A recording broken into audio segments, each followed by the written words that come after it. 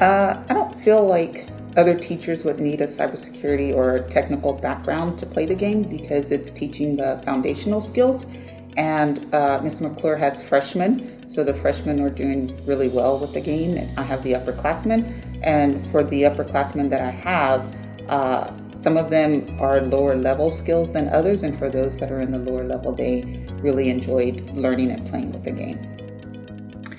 Technical skills are not needed, not at all. I came in as a social studies guy, and I was able to just pick up, it's very user friendly.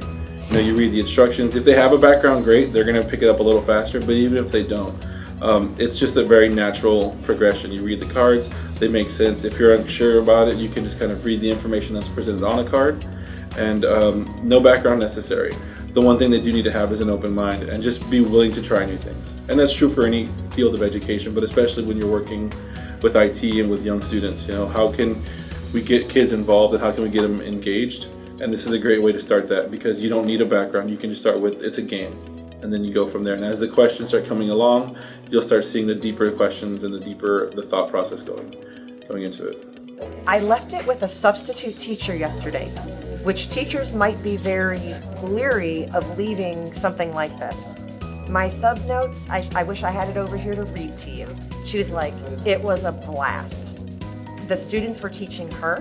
They were teaching her about the game, about what they were doing, defending their system, how they were getting points, and it ran smoothly.